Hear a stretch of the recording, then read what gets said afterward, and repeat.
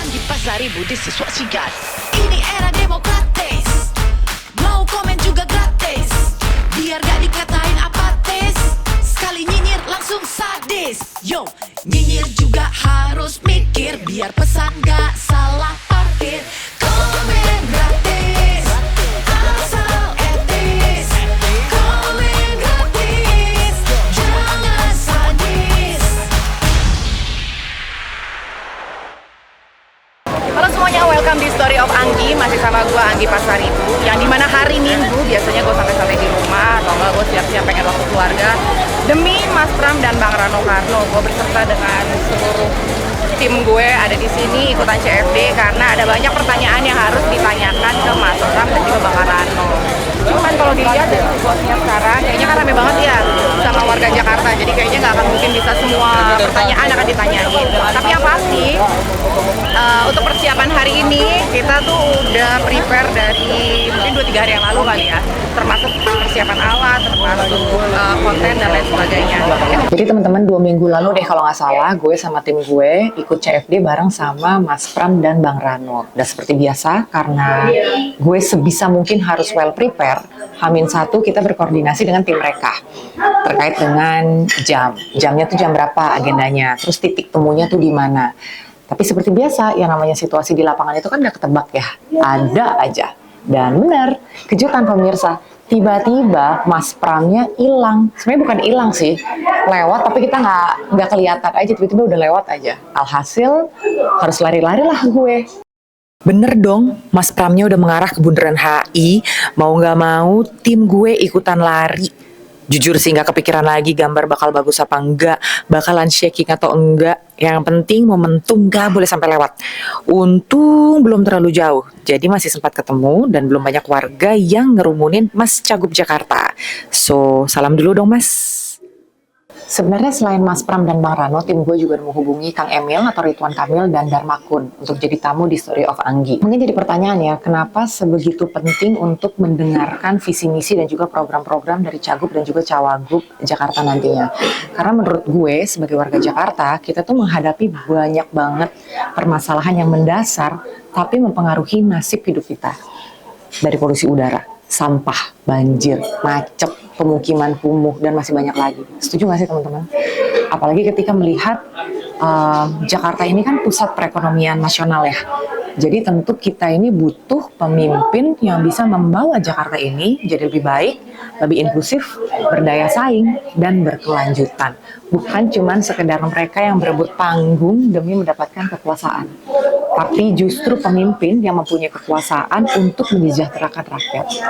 Belum tahu bagaimana dengan 2 paslon lain, tapi kalau yang terakhir, gue ngomong dengan Mas Pram, saking kepinginnya bersosialisasi dengan warga, sampai rela tuh datang ke nikahan orang, bahkan ke nikahan yang nggak diundang. Itu kelihatan jauh sebenarnya.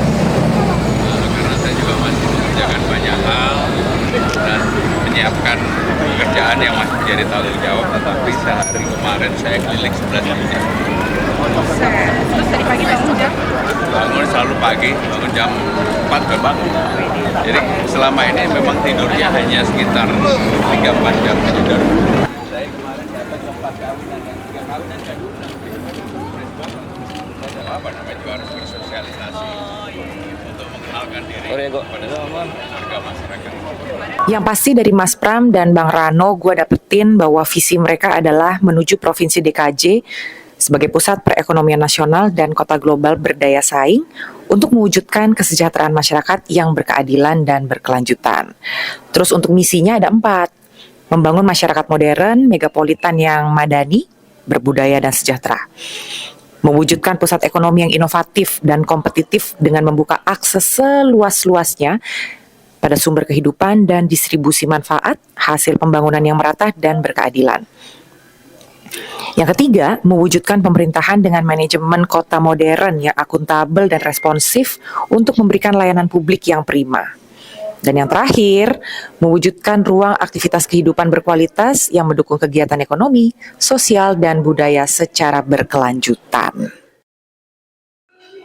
Jadi dari 4 misi itu masih ada turunannya lagi teman-teman. Kita ambil salah satu contoh ya, ini tentang membangun manusia modern.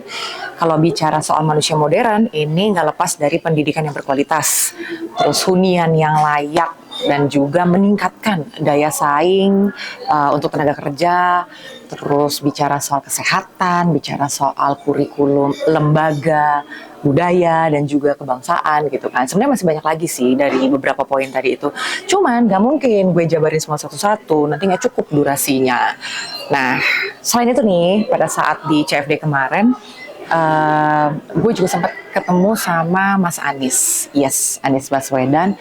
Dan seru banget kayaknya ya, jadi begitu Mas Anies lewat, masyarakat kita tuh banyak yang ngumpul tuh, yang ngerumunin gitu. Cuman sayangnya nggak sempat berkomunikasi, nggak sempat berdialog karena agak jauh.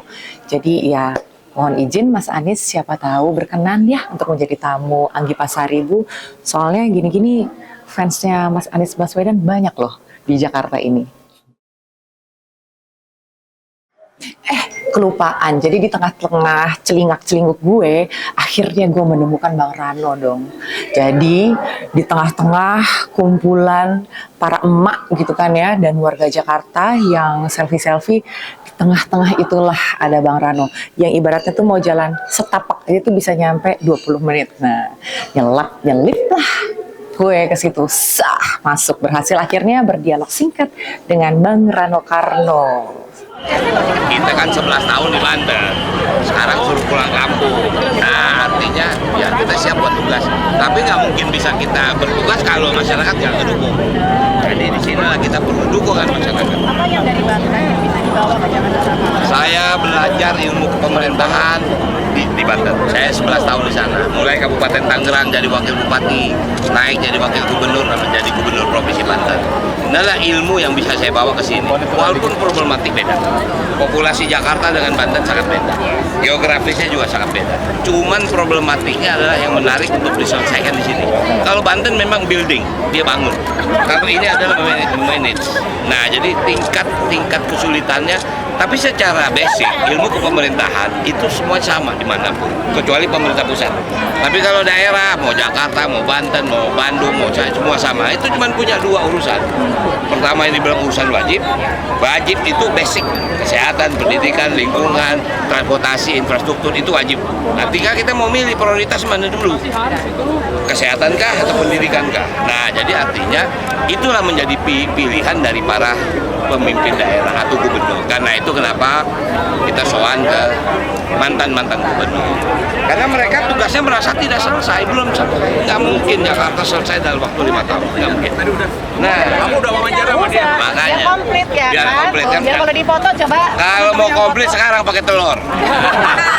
Ada nasi goreng, ada telur dadar. Jadi gitu. Iya, Bang Rano dan juga Mas Pram. Sebenarnya kan Jakarta ini kan tempat orang mengadu nasib ya. Betul. Ya kan? Dan semakin kesini kayaknya budaya Jakarta, ondel-ondel dan sebagainya itu sudah mulai tersingkirkan. Ya. Ada solusi nggak dari itu? Saya akan kembalikan Balai Rakyat menjadi pusat sentra kegiatan masyarakat Jakarta. Termasuk kalau ada mau nikah di situ di Balai Rakyat. enggak. Nggak perlu yang susah-susah. Oh gitu ya? Iya, Siapa yang mau nikah nih dalam waktu dekat? Dulu di Jakarta itu masih ada Balai Rakyat. Sekarang ada, tapi udah banyak yang habis. Balai Rakyat itu tempat berkumpul masyarakat. Dia kesenian, dia olahraga, dia kegiatan, dia PKK, bahkan yang namanya olahraga masyarakat bisa fitness bisa kita bikin di situ. Nah, artinya itu yang harus kita bangun.